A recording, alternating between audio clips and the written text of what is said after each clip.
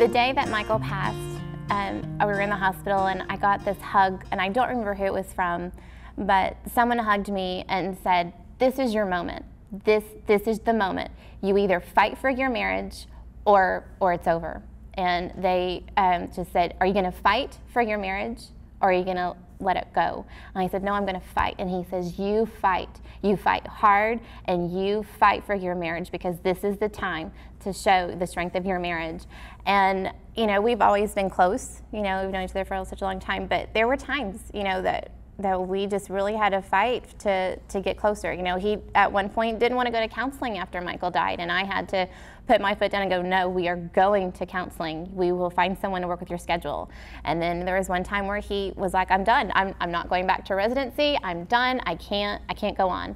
And I had to say, "No, you have not come this far. God would not want you to stop, you know, doing this, you know, to help people. You will continue to finish this. You know, we have to work together, and we have to grieve with each other, and to make sure that we're okay, and have that daily time, you know, together to make sure, like a checkup every day to make sure we're okay."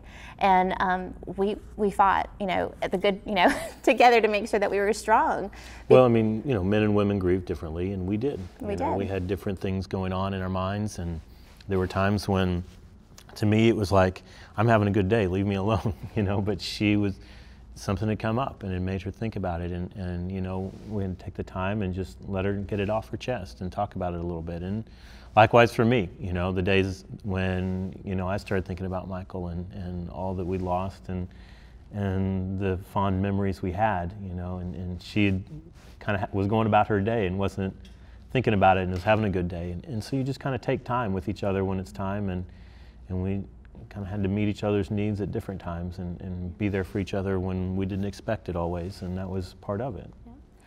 Then after Christmas, around the new year, I was like, "You know, Matt, we just need a clean slate. We just need to start this year off fresh." And our church had been talking about the Daniel's fast, and I said, let's do this Daniel's fast. Let's really just kind of start new.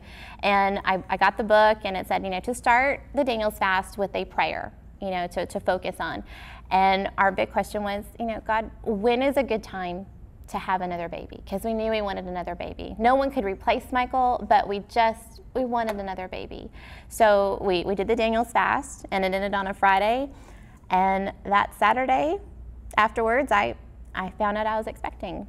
And, you know, I didn't believe the first test, and I was like, "Take it tomorrow. Maybe, you know, it's a false positive." And so I took about 3 because we couldn't believe it, because we were thinking, "Oh, we'll just wait till March or something, and, you know, it's a few more months." And God said, "No, we're having it now." And so during, you know, that time, I had you know, just was in my prayer mode, and God, you know, told me, He's like, "You're having a son." And I was like, No, I'm not. I already have a son, and he's with you now, and that's fine. But, you know, so we go for the ultrasound, and well, I think we were all kind of anxious. I mean, we wanted another child, and it didn't matter if it was a boy or a girl. Matter. We just wanted a baby. But once you've had 2 kids, I mean, once you've had 3 kids, 2 isn't enough. And so we were ready, and we found out kind of midway through that it was a boy. And I'd been kind of checking with the ultrasound myself, seeing what we could find, and we kept thinking it was, but didn't want to say it out loud.